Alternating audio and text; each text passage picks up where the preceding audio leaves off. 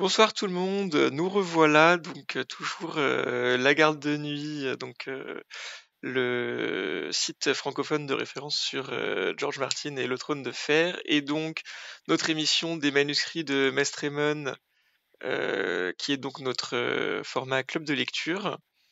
On a eu des petits problèmes techniques dans notre premier essai, on est désolé, mais on espère que ça se passera mieux maintenant.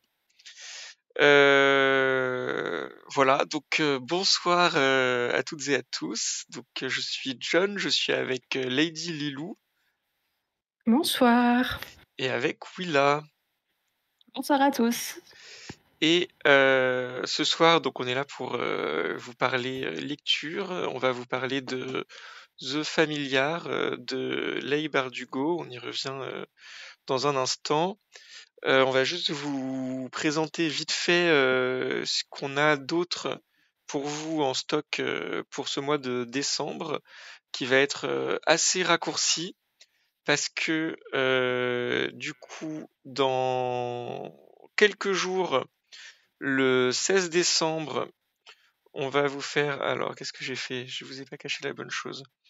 Le 16 décembre, on va vous faire, dans le cadre du Fandival, si vous en avez pas entendu parler, c'est une espèce de festival en ligne des fandoms des univers imaginaires qu'on organise, la Garde de Nuit organise en coopération avec la Gazette du Sorcier pour donc Harry Potter, avec Tolkien Deal pour Le Seigneur des Anneaux et avec La Pierre de Tir pour La Roue du Temps. J'avais noté la date mais j'ai oublié, le week-end du 26 janvier. Ouais, 25-26, il me semble. 25-26 janvier, et donc ça sera en ligne sur nos 4 chaînes. On vous prépare plein d'animations, plein de conférences, plein de jeux. Ça va être assez fun. Et en attendant, on relit, dans le cadre des manuscrits de Mestre Aymon, on relit les premiers tomes des différentes franchises. Donc en novembre, on a relu le premier tome du Seigneur des Anneaux, donc vous pouvez trouver le replay qu'on a fait avec Tolkien Deal. C'était assez intéressant. Et tout ça pour dire, voilà, le 16 décembre, on relit Harry Potter. Ça sera toi, justement, Lilou, je pense, qui fera Oui, avec... exactement. je sais plus avec qui. Alors, je ne sais plus qui est avec moi. Il y a Flamme de la Garde, il y a Flamme, Ipshu de la Gazette. ouais, et Yoda, je pense. Il me semble aussi. Donc ça, le 16 décembre, dans le cadre de Fandival. Et juste après, le 19 décembre, donc jeudi prochain, on fait notre traditionnel bilan de fin d'année de nos lectures. Donc on va vous parler de tout ce qu'on a lu cette année, qu'est-ce qu'on a aimé, qu'est-ce qu'on n'a pas aimé. On sera pratiquement au complet, le cast des manuscrits de Mestre Aymon, ça sera sympa. N'hésitez pas à venir parler avec nous de vos lectures. Pour une fois, en plus, il n'y a même pas besoin d'avoir lu les livres dont on parle, il y a juste besoin d'avoir lu des livres dans l'année pour nous dire ce que vous avez aimé, ce que vous n'avez pas aimé. Donc ça Pour sera faire des sympa. idées de dernière minute à offrir pour les fêtes. Voilà, ça peut faire ça aussi, c'est parfait, c'est une semaine avant Noël. Et après, en janvier, on vous prépare plein de choses, mais on vous en reparlera la prochaine fois, vu qu'il est déjà un peu tard, mais en particulier Fandival qui arrive. Mais donc, ce soir, on vous parle de The Familiar de Leigh Bardugo. Est-ce que, Willa, tu peux nous présenter ça vite fait? Oui. Alors, donc, The Familiar ou Le Familier, si, comme Lilo et moi, vous l'avez lu en français. C'est donc le roman le plus récent de Leigh Bardugo et ça se passe dans l'Espagne du XVIe siècle, je dis pas de bêtises, oui c'est bien ça, à Madrid. Et on y suit une jeune fille qui s'appelle Louisa, qui est fille de cuisine chez des nobles, on va dire de la petite noblesse, qui sont aussi relativement modestes. Et en fait, Louisa ou Lucia, pardon, je vais me faire des lettres. Lucia a la particularité d'avoir des petits... alors, ils ont appelé ça des refranes. Ils ont gardé le nom espagnol, je pense, en français. Je sais pas si c'était pareil, toi, Jean. En anglais aussi, ouais, c'était refranes. Et en fait, elle a des petits refrains, des petites chansons qui lui permettent de faire de la magie. Et un jour, elle va être surprise par sa maîtresse, qui va voir là l'opportunité d'attirer chez elle des gens mieux placés au niveau de la noblesse pour redorer un petit peu le blason de sa famille et de sa maison et éventuellement entamer une petite ascension sociale. Sauf que la situation...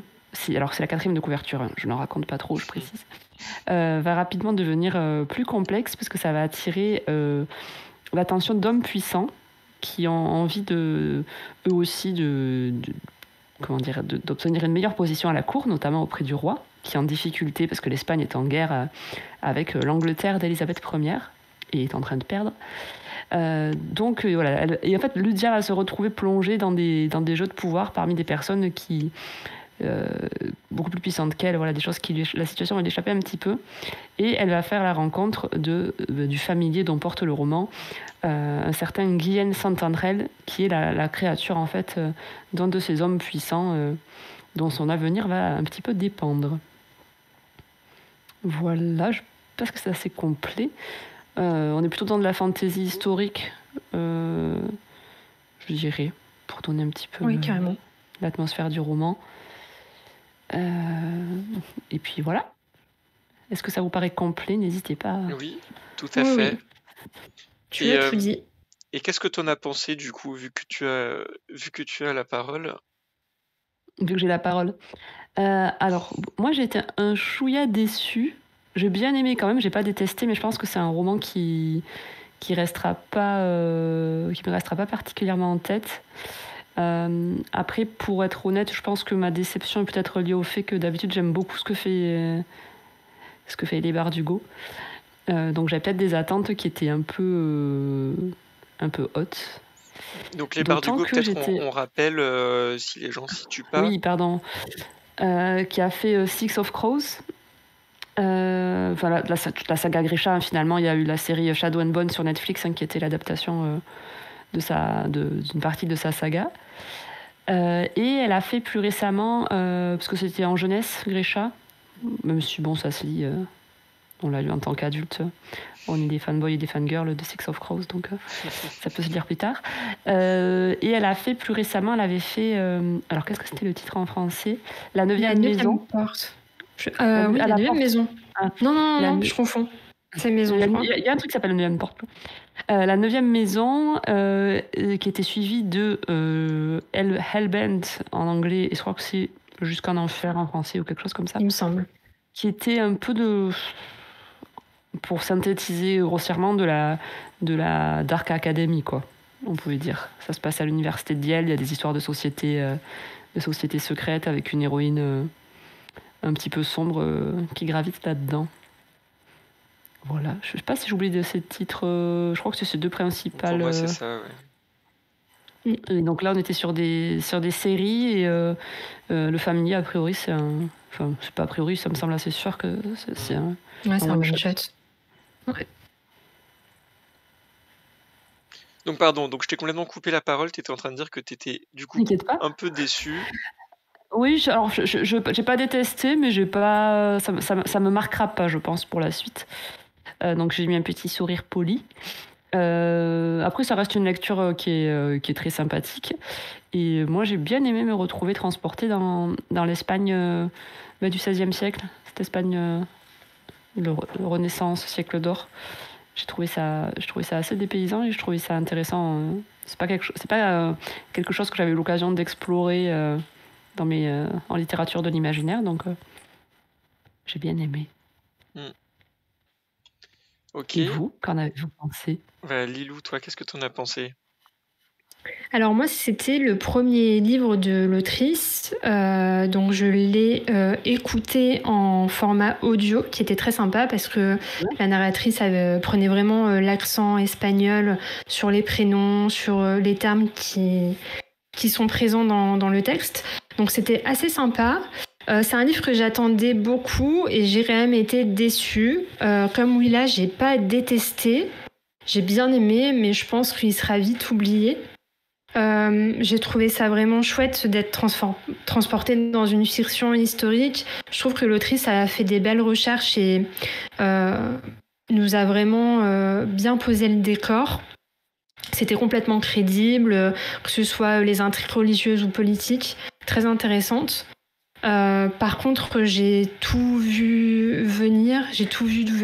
Au niveau de l'intrigue. J'ai pas eu de surprise, mais j'ai quand même passé un bon moment pour ma part. Voilà, je pourrais développer après, mais bonne lecture, bon moment, mais je m'attendais peut-être à plus. Ok, donc surtout au niveau de l'intrigue en fait, qui t'a pas convaincu Oui, quoi. parce que l'ambiance, l'immersion, c'était vraiment super. L'écriture, enfin en tout cas la traduction était très bien aussi. Mais au niveau de l'intrigue, je m'attendais à quelque chose d'un peu plus poussé. Hmm. Donc voilà, j'ai été déçue sur cet aspect-là. Mais sinon, c'était un très bon moment d'écoute. Et toi, John, du coup, qu'est-ce que t'en as pensé? Alors moi j'ai plutôt bien aimé. Donc moi j'ai lu Six of Crows et tout ce qui est Grisha, donc de l'autrice. Six of Crows vraiment très très bien d'ailleurs, au passage, on ne le dit jamais assez. Moi j'ai beaucoup aimé le début, et un peu moins au fur et à mesure. Donc je finis quand même sur un sourire, mais c'est vrai que je peux comprendre peut-être, enfin je sais pas si c'est la même chose, on verra en discutant, mais ce côté de déception parce que, en tout cas moi j'ai trouvé que le début promettait quelque chose de potentiellement très grandiose, enfin je sais pas si grandiose c'est le terme, mais en tout cas j'avais beaucoup d'attentes, j'ai été très enjaillé par le début, et après c'est finalement, effectivement, je vais pas dire que ça finit en eau de boudin, parce que quand même pas à ce point, mais c'est un peu plus plat que ce qu'on aurait pu croire au début. C'est horrible, j'ai l'impression en disant que j'ai détesté, alors que non, pas du tout. Mais C'est le potentiel, en fait. Je pense que le côté déceptif par rapport au potentiel. ouais, Ouais. je pense Parce qu'il que moi, j'ai un peu le il même y a un peu de sentiment que ça. toi. Ouais. Où en fait on aurait pu s'attendre justement à un truc, mais je pense que c'est un parti pris, c'est-à-dire qu'on aurait pu s'attendre à un truc qui devienne plus épique, ou qui devienne plus et qui aurait pu partir en fait avec le début. Je trouve que ça aurait pu partir sur une trilogie, ou sur un truc Ouais, carrément. très classique en quelque sorte, hein, de fantasy. Tu pars sur une trilogie, tu pars d'une petite servante qui a un peu des pouvoirs et qui se retrouve prise dans des intrigues de cour, et qui apprend à maîtriser ses pouvoirs, et ensuite il y a des intrigues plus grandes, etc. Et c'est vrai que le début te laisse un peu entreapercevoir ça, et finalement bah, ça s'arrête beaucoup plus vite. C'est qu'un one shot, comme on disait. Donc moi je pense que c'est un parti pris. Donc j'essaye, c'est assez frais, j'ai fini hier, donc j'ai pas eu le temps de complètement conceptualiser la chose. J'essaye de me dire, de réfléchir au fait que peut-être c'est fait exprès, justement pour te prendre à revers, te dire bah là non, toutes les histoires de servantes vont pas en faire des immenses héroïnes qui vont ensuite aller sauver le monde, qui vont machin. La vie c'est pas comme ça. Donc je me dis que peut-être qu'en y réfléchissant comme ça, c'est moins perturbant, mais je ne sais pas. Je sais pas, je me suis pas encore auto-convaincu de ça, mais c'est une des pistes que j'ai en tout cas. En tout cas, je pense que c'était plutôt ça l'intention de l'autrice, sans vouloir parler à sa place. Moi, je trouve que ça fait une petite parenthèse dans son œuvre. En fait, alors qu'on est quand même dans l'Espagne du 16e avec l'Inquisition, etc., mais j'ai trouvé ça moins sombre finalement que ce que j'avais pu lire d'elle avant. Et en fait, je trouvais que ça a commencé comme du Libardigo et que ça se transformait en Naomi Novik sur.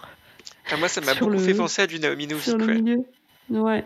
Moi, ça m'a fait penser à Déraciné ou à La Fileuse d'argent, en fait. Complètement.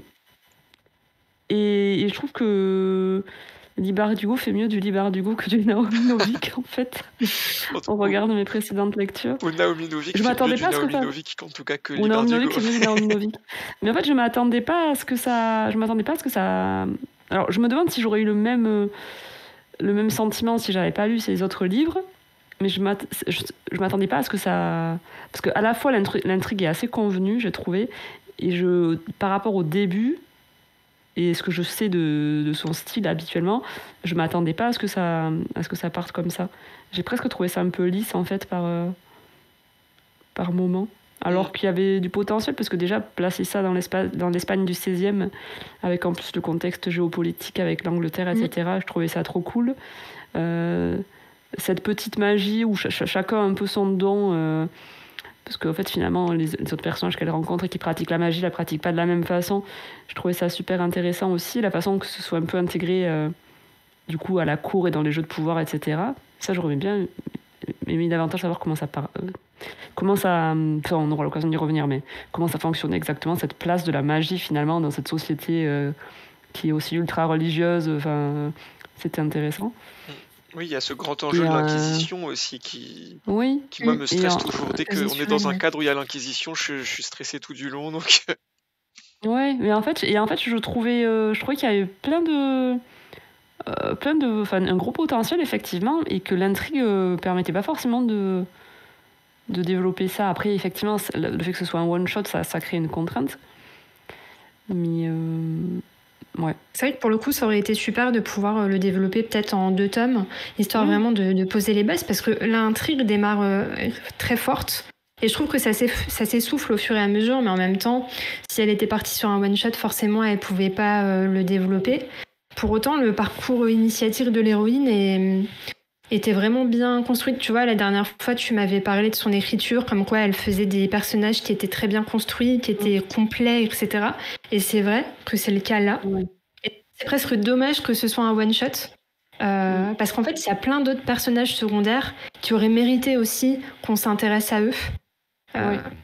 Par la magie. C'est dommage.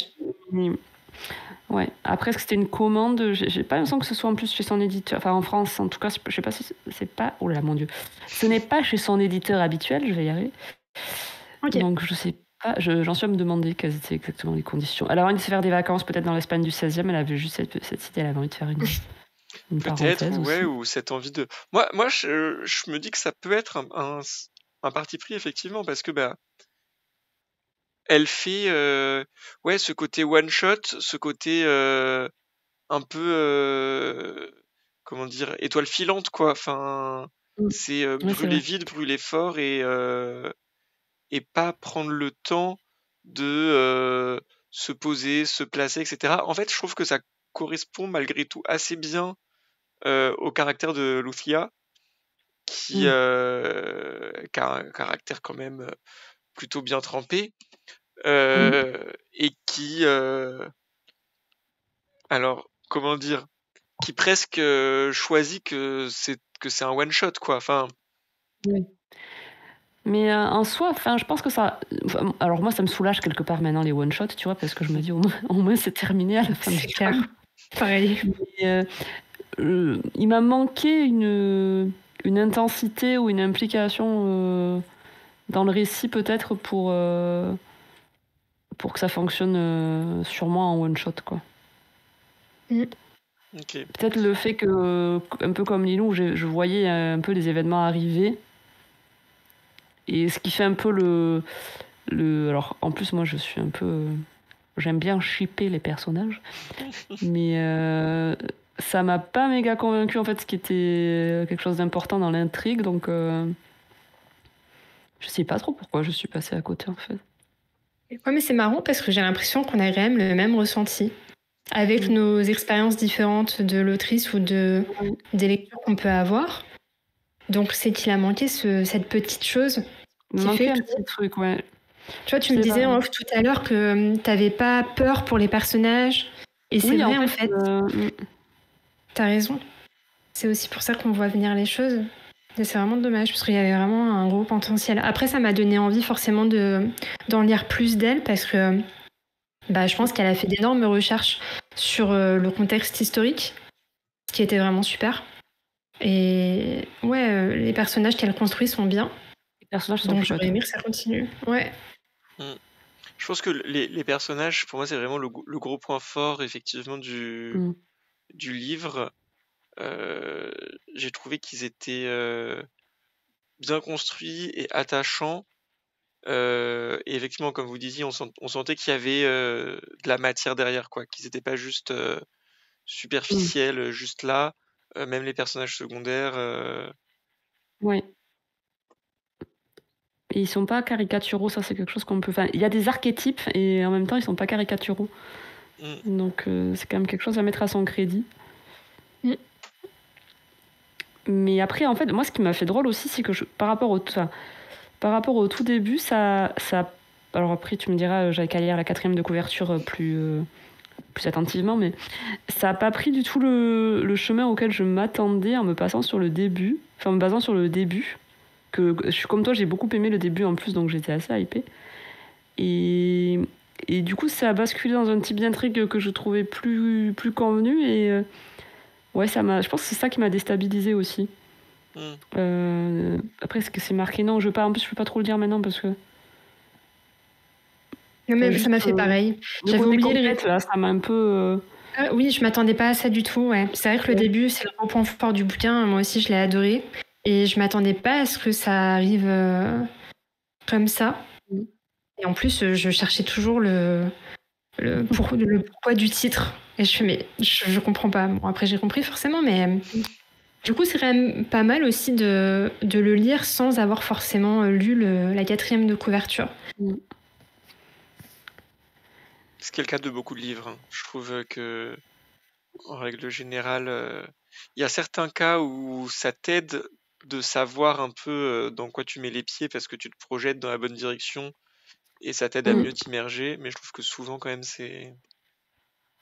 En fait, même en l'ayant lu, le lien avec la cour, je l'aurais pas forcément vu comme ça. Enfin, je peux pas expliquer, entrer dans les détails maintenant, mais. On reviendra sur tout ce qui est intrigue et on voit qu'on a beaucoup de choses à dire sur l'intrigue. En dehors de l'intrigue, donc, qui vous a pas convaincu, des persos qui étaient bien, le cadre qui était intéressant aussi. Est-ce que vous avez d'autres points forts ou d'autres points faibles de manière un peu générale? Moi, j'ai trouvé ça intéressant, la sorte de magie que Lucia utilise. C'est vrai que c'est quelque chose que je vois pas forcément dans toutes les fantaisies, romantaisies que je peux lire en ce moment. Et ça a été vachement rafraîchissant. Je m'attendais pas à ça, que ce soit si important, que ce soit en termes au niveau de la religion ou historique. Je peux pas trop en dire non plus, mais j'ai trouvé que ça fonctionnait vachement bien avec le personnage et qui elle était. Donc pour moi, c'est le gros point fort. Après les personnages, c'est le type de magie présent et le pourquoi du comment c'est caché. Ça, on peut peut-être dire quand même que c'est basé sur des dictons en quelque sorte, quoi. C'est toute la magie de Lucia, ça me semble pas du spoil, vous m'arrêtez sinon, hein, mais en gros, elle se base sur des dictons qu'elle a plus ou moins récupérés à droite à gauche et dans lesquels elle met une intention en fait, en quelque sorte, qui lui permet de faire un peu ce qu'elle veut au final, hein, avec sa magie, mais toujours en essayant de le rattacher au sens du dicton. Donc ça, c'était un peu rigolo. Alors il y a des fois où c'est plus ou moins crédible que d'autres. J'ai en tête une certaine scène où franchement, je vois pas le lien avec un quelconque dicton, mais de toute façon, je me rappelle plus. je vous redirai après. Mais dans l'idée, je trouve que c'était effectivement intéressant ce côté, ce côté dicton qui porte de la magie un peu par son histoire et son vécu. Enfin, j'ai trouvé qu'on sentait vraiment ça, qu'on sentait vraiment l'histoire et le poids des mots et de la langue et de Ouais, le mélange des langues. et de tout ça. Un côté vraiment très force de l'histoire, quoi, et et du passé. Enfin, ça c'était intéressant. En plus, moi, j'avoue que je suis assez cliente de cette forme de magie qui est pas, enfin, au départ, en tout cas, très spectaculaire. On n'est pas dans les super effets de lumière, tu vois, baguette magique de mage niveau 100 et compagnie, mais j'aime bien cette magie familière, cette magie domestique qui va être pour l'un basée sur les mots, il y a d'autres personnages, ça va être la musique ou ça va être... Il y a une grande place qui est donnée aussi à la divination. Et ça, j'ai trouvé ça chouette. C'est la façon dont c'était intégré aussi dans la société de l'époque. Ça, j'aurais bien aimé en savoir plus du coup là-dessus. Mais je trouvais que c'était poétique en fait, ça, le type de magie qu'elle utilisait. Donc ça m'a bien plu, ça. Carrément. Et je pense que c'est ça qui faisait penser aussi à Naomi Novik d'ailleurs. Oui, tout à fait. Ce côté presque conte aussi, en fait. Ouais. Ça dit en même temps. Mais tout à fait. Plus le côté one-shot et le type d'héroïne, les rencontres qu'elle fait, etc. Ça se rapprochait quand même beaucoup, moi, je trouve. Il y a une grande thématique j'aime bien, aussi. En plus, parce que... Ouais, vas-y, excuse-moi. Vas-y. Non, toi, vas-y. Je t'en prie. J'allais dire, il y a une grande thématique aussi sur le judaïsme, la judaïté, je sais pas comment il faut dire. Oui. Qui alors, du coup, m'a d'autant plus fait penser à Naomi Novik parce qu'il y a ça aussi souvent dans ses livres. Oui, c'est vrai. Mais qui est intégré de manière assez intéressante et assez subtile, j'ai trouvé. Enfin, c'est pas gros sabot, c'était délicat.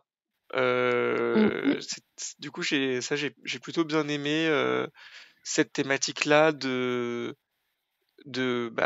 comment être une personne en Espagne ultra-catholique pendant l'Inquisition qui à la fois est une servante, à la fois a des racines juives et à la fois fait de la magie. Et toute cette thématique aussi de l'identité, de comment être qui tu es, qui est-ce que tu veux être, qui est-ce que tu dois être, qui est-ce que tu dois cacher être. Enfin, je trouve qu'il y a plein de questionnements comme ça autour de l'identité. Je trouve ça assez intéressant. Oui, c'était très intéressant aussi. Et très rattaché, comme tu disais, à la magie qu'elle pratique, puisque la magie qu'elle pratique, c'est un brassage en fait des langues, celles dont elle a hérité, celles qu'elle était obligée de parler. Bon, c'est une conversa, elle est juive à l'origine, Lucia, mais ils font référence aussi à la religion musulmane, parce qu'il y a quand même il y a des guerres de religion entre les juifs et les espagnols, enfin, et les chrétiens, mais c'est aussi le cas avec les morts. Et il y a une grosse influence aussi, du coup, on parle de traités de magie à certains moments, écrits par même des textes qui existent d'ailleurs, il me semble, si je dis pas de bêtises, parce que j'ai des petites notes de page, moi, dans ma version française, qui émanent de la culture mort. Donc il y avait quand même ce brassage culturel aussi qui était assez bien intégré au roman. Et c'est chouette. Et le contexte historique, c'était vraiment une très bonne idée. Ouais, même si j'aurais limite voulu en avoir plus de ça, mais je pense que ça aurait pu être peut-être lourd pour le lecteur. Donc ça, c'était chouette aussi.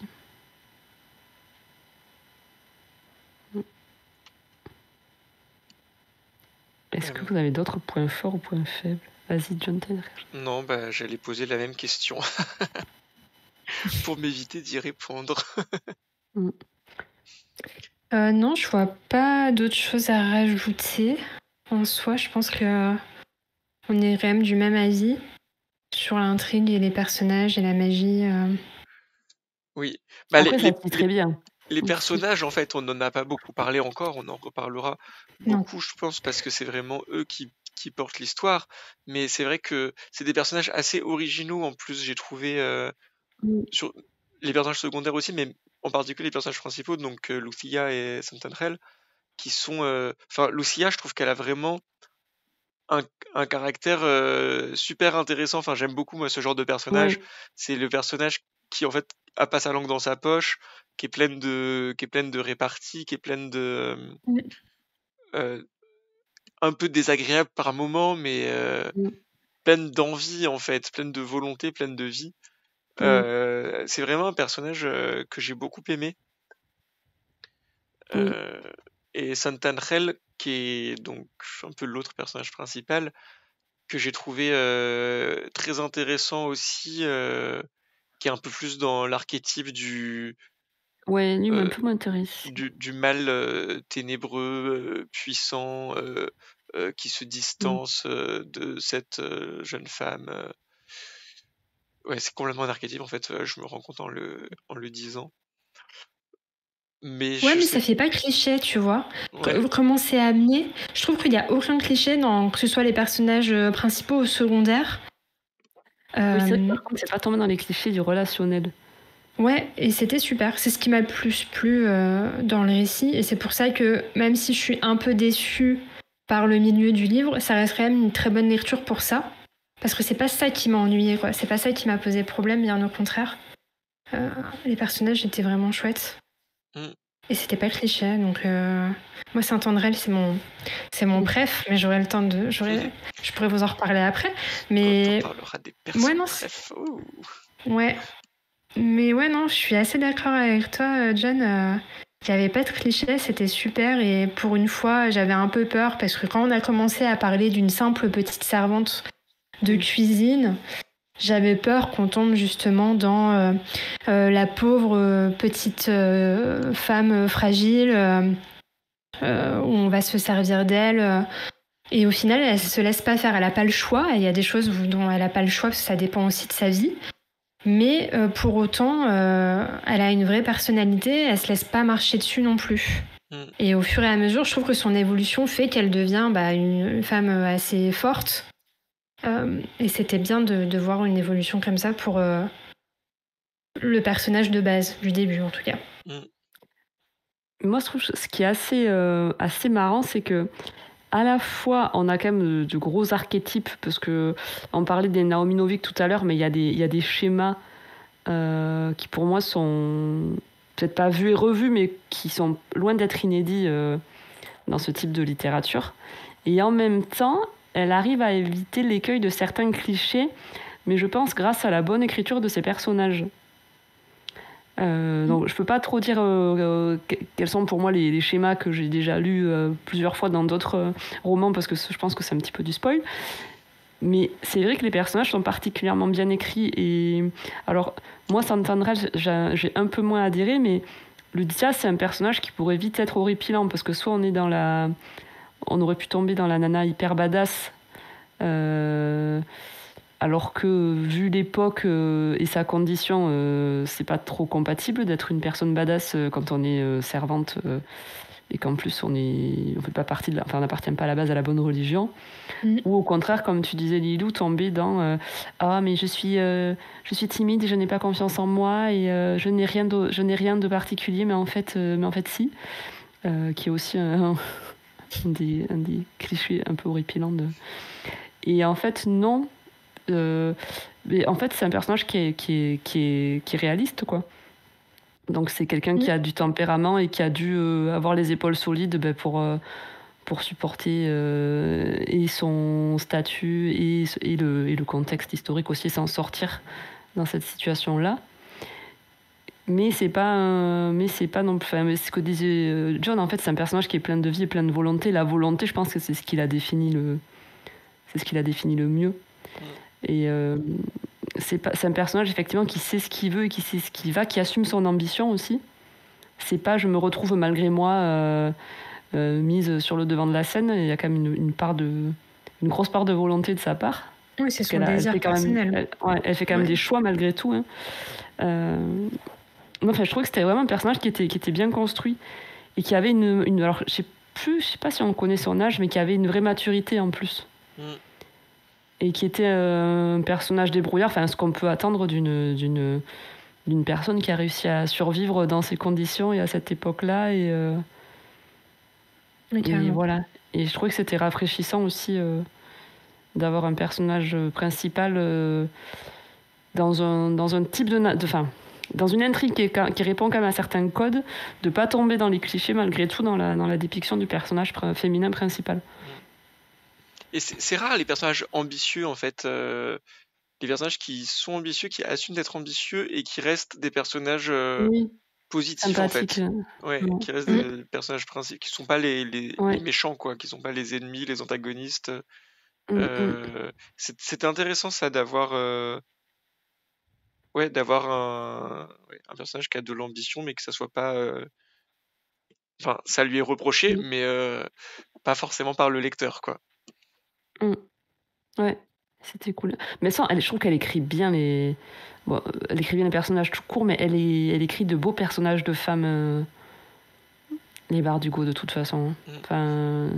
Et la place de la femme aussi, du coup, c'est effectivement, c'est pas primordial dans le livre, mais il y a plusieurs moments où j'ai trouvé que un peu comme ça par surprise, ça t'était rappelé que bah ouais, en fait, mon coco, oublie pas que là, on est dans l'Espagne au XVIe siècle.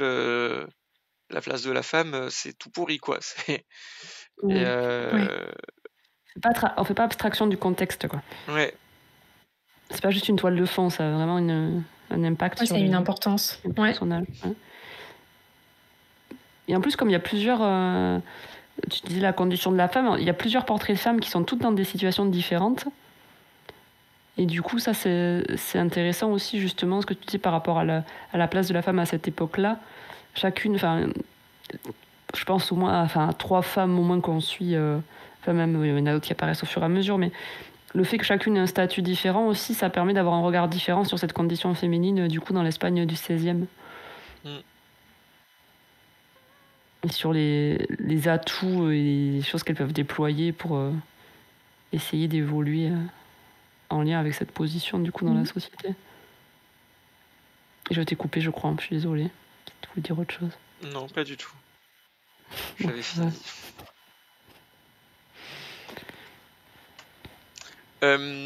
Bah du coup, je vous propose qu'on passe à la partie spoil, vu qu'on va surtout vouloir parler de l'intrigue et des personnages, donc on va désormais vous spoiler l'histoire. Donc si ça vous dérange pas, restez avec nous. Si ça vous dérange, allez lire le livre et revenez nous écouter et nous dire ce que vous en pensez, si vous êtes d'accord ou pas avec nous.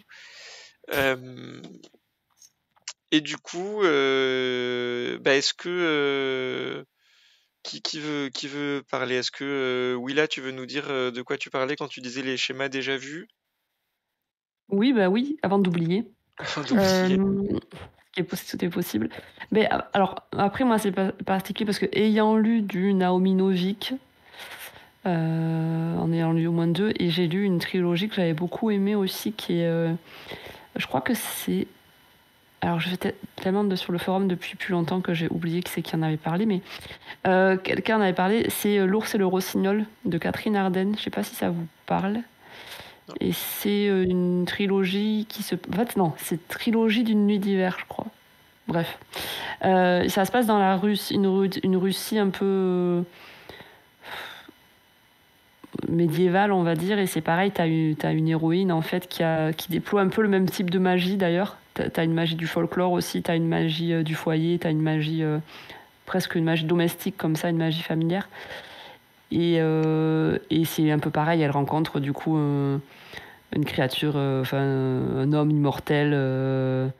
Enfin voilà, ça ressemble un peu à du Naomi Novik, en gros, pour donner une idée de l'ambiance et des dynamiques entre les personnages et du type de magie et du type d'intrigue, etc. Du coup, l'humble servante et sa magie domestique qui surmonte les épreuves et finit par tomber amoureuse du ténébreux immortel de 500 ans qui n'avait jamais rencontré son pareil dans toute sa longue existence. Bon, après, en soi, j'aime bien, parce que sinon, j'aurais pas lu autant de romans de ce type, mais voilà, Lilou, elle disait qu'elle avait vu les choses venir à 1 kilomètre. Moi, c'était un peu pareil. Enfin, il n'y a rien de très inédit dans dans certains mécanismes narratifs, on va dire. En même temps, c'est pas déplaisant pour autant, hein, mais c'est pas ce à quoi je m'attendais dans ce livre-là, donc ça peut jouer niveau déceptif. Puis je commence à avoir du mal avec la différence d'âge des héroïnes de 20 ans et des, et des love interest immortels de 500 ans ou à moitié divin ou que sais-je.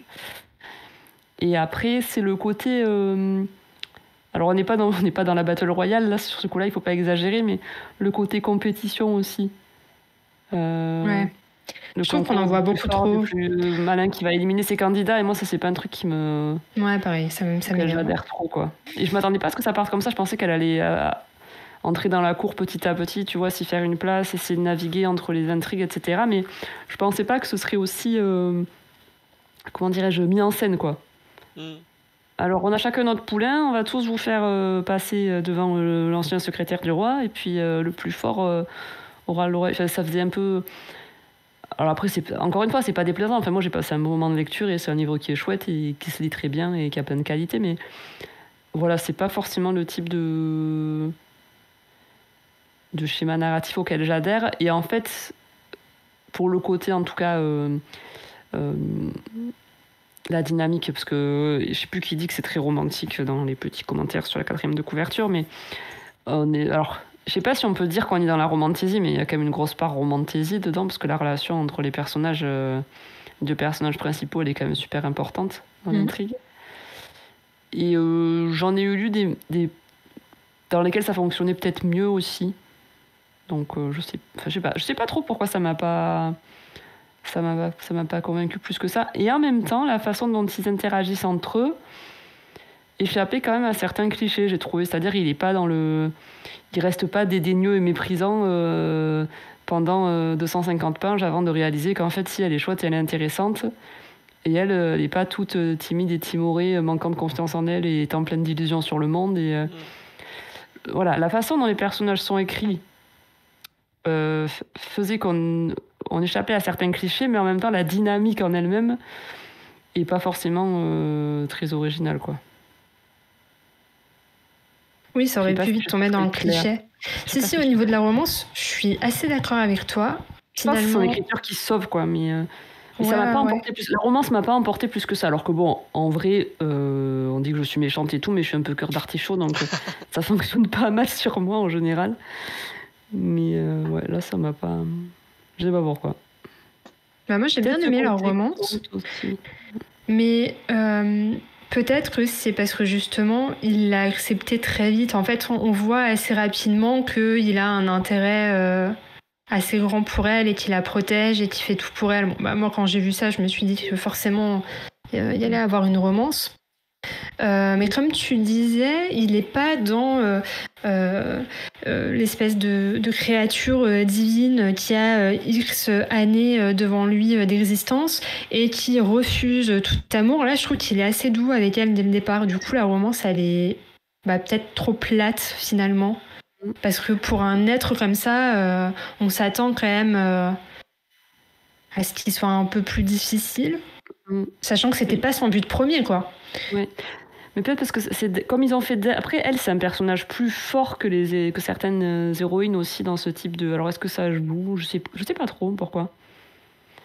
Mais après, lui, il est au bout de sa vie aussi. Enfin, au bout de sa vie, c'est un mauvais jeu de mots. Il est un peu au bout de sa life. Au moment où il la rencontre, il est tout repulpé après, du coup. C'est clair. Grâce à sa magie à elle. Donc, ça, c'était... Après, je fais du mauvais esprit, mais j'ai bien aimé en vrai ce livre. Hein, mais je ne m'attendais pas trop à ça. Mais après, c'est vrai que ça va vite, la relation, ce que tu disais. Mais en même temps, ça peut éviter le enemies to lover là, pendant tout le roman. Voilà, c'est pas mal aussi, quoi. Ouais. Mais après, quand j'ai vu son histoire à lui, je me suis dit, quand même, ça va assez vite pour lui, sachant que il est victime d'une grosse malédiction et qu'il voit une porte de sortie à travers elle. Et finalement, il a toujours voulu avoir une porte de sortie pour se libérer de ça. Et puis elle arrive et il y renonce assez facilement, je trouve. Donc moi, ça, j'étais en mode... Je trouve pas qu'il y renonce si facilement, cela dit, parce que il y renonce même pas complètement avant la toute fin. Hein. jusqu'à assez tard, il continue à lui dire, bah en fait, enfin, il s'en veut, mais il continue à faire ce que Victor lui demande pour avoir sa liberté. Je trouve que jusqu'à très tard, il fait ça.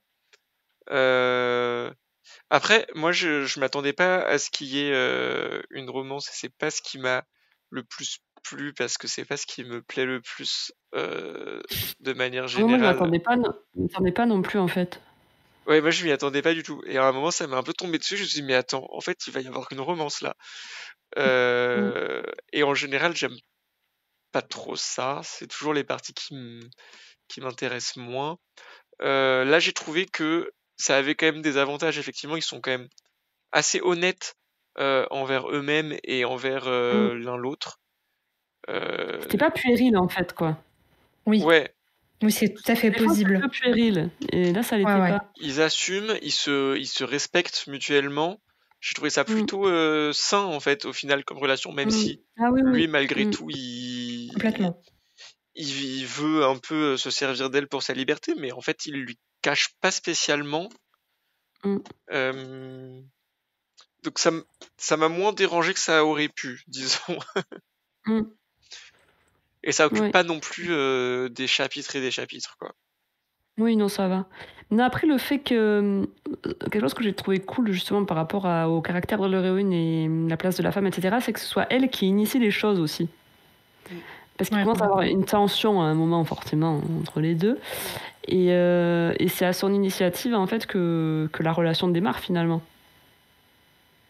Oui, c'est elle qui lui ça, demande. Ça a changé aussi un peu ce côté direct, quoi. Ouais, j'ai bien aimé aussi. Bah, ça allait bien avec l'évolution de Lucia. Puis c'était cohérent avec son caractère en plus. Ouais, carrément.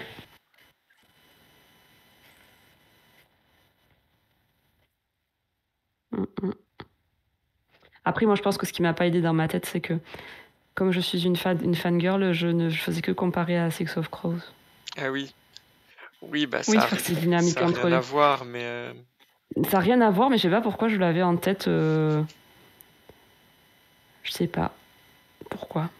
Je pense que c'est un peu mon... Mince, comment on dit? J'ai envie de dire maître étalon, mais je crois que c'est pas ça. Ouais, ton référent... Ma mesure, ouais. Ouais, mais c'est des genres complètement différents quand même, je trouve. Mais oui, ça n'a rien à voir, alors je sais pas pourquoi je fais ça. Donc, non, mais là, c'est sûr, parce que si on revient à l'intrigue, moi, je pense que ce qui m'a le plus gêné, outre le fait que, bon, je m'attendais à un truc plus épique, et en fait, pas tant. En fait, ce qui est un peu perturbant, je trouve, c'est que ça paraît très dérisoire, dans le sens où elle essaye de faire un truc pour plaire à Victor, qui lui essaye de faire un truc pour plaire à Antonio Pérez, qui lui essaye de faire un truc pour plaire au roi. Et t'es là, il y a 12 niveaux, 12 étapes d'intrigue en fait, parce qu'en fait chacun est en train d'intriguer, c'est-à-dire que Antonio, il organise son tournoi soi-disant pour plaire au roi, mais en fait c'est parce qu'il cherche à s'enfuir. Victor, il essaye de avoir des gens pour le tournoi d'Antonio, pour se faire bien voir d'Antonio, mais parce qu'en fait il veut un titre de noblesse pour se rapprocher du roi, pour machin. Santanchel, il veut que Victor il soit content parce que ensuite lui il veut récupérer sa liberté pour machin. Et là-dedans, en fait, c'était presque trop d'intrigues imbriquées les unes dans les autres pour la place qu'elles ont pour être développées. Ce qui faisait qu'au final, tu t'impliques un peu dans aucune. Et il y a plein de bouts d'intrigues comme ça.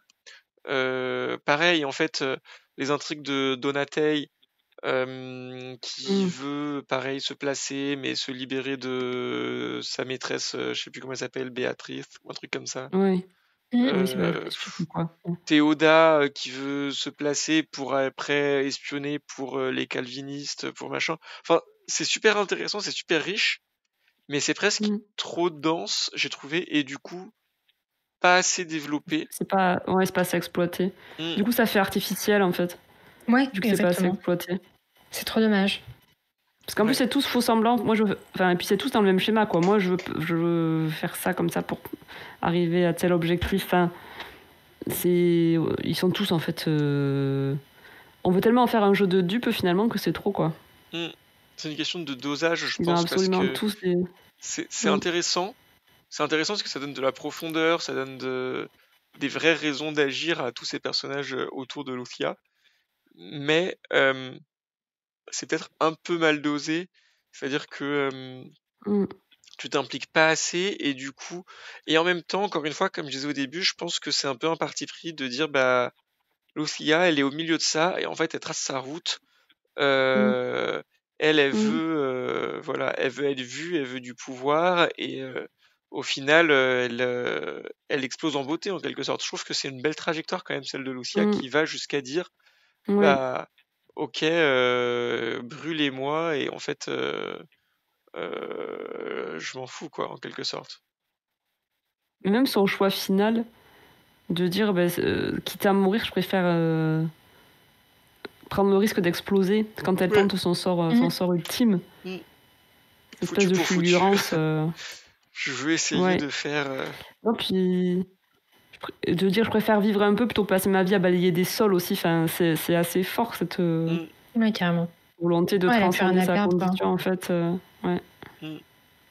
Après, elle a un petit moment de regret, c'est ça qui est drôle au début. Elle dit, quand même, quand elle croit que l'Inquisition vient la chercher au tout début du roman, elle dit finalement, ça aurait peut-être été mieux de passer. Il aurait peut-être mieux valu continuer à balayer les sols de la maison et à trier les pommes de terre. Mais c'est là où j'ai été déçue justement, parce que quand justement elle a cette fameuse soirée où elle se rend compte qu'il y a un espion et qu'elle a peur que l'Inquisition vienne, là je me suis dit bah ça va être super intéressant, comment elle va s'en sortir, est-ce qu'elle va être moi j'ai pensé que ça allait, moi je pensais qu'elle allait se retrouver dans la merde assez vite. Et en fait j'aurais préféré limite. Et quand j'ai vu que ça tournait en tournoi, j'étais déçue aussi comme toi. Ouais, mais moi c'est ce à quoi je m'attendais vraiment. Je me suis dit oh là là ils vont venir la chercher effectivement, comment elle va se... Ouais. Comment elle va s'en sortir, ou qu'elle allait réussir à s'en sortir, peut-être à leur échapper, mais pas de cette façon-là. Et je m'attendais à quelque chose de... Enfin bon, c'est déjà pas joyeux avec l'Inquisition, mais je m'attendais à quelque chose de plus sombre en plus. Bah ouais, moi aussi. Mais du coup, après, c'est pour ça qu'on n'a pas forcément peur pour les personnages, parce que là, elle est à la limite de se faire attraper par l'Inquisition, qui rigole pas du tout, au vu du contexte historique et religieux. Et finalement, ça passe. Donc, ouais, c'est à partir de ce moment-là où j'ai commencé à être déçue de la tournure de l'histoire. Non, puis c'est vrai que moi, alors c'est pas souvent le cas, mais il y a des choses, je les voyais venir de loin, quoi. Genre la tante, je savais que la tante, elle allait... Ah oui, pareil. Elle allait y passer. Alors que moi, pas du tout. C'est marrant parce que souvent, ça arrive que je vois vraiment voir venir des trucs, bah typiquement... comment ça s'appelle, le truc des dragons là, le cœur des dragons, Nine Wing, Wing, Force Wing. Ah oui, non, je n'ai pas lu ça.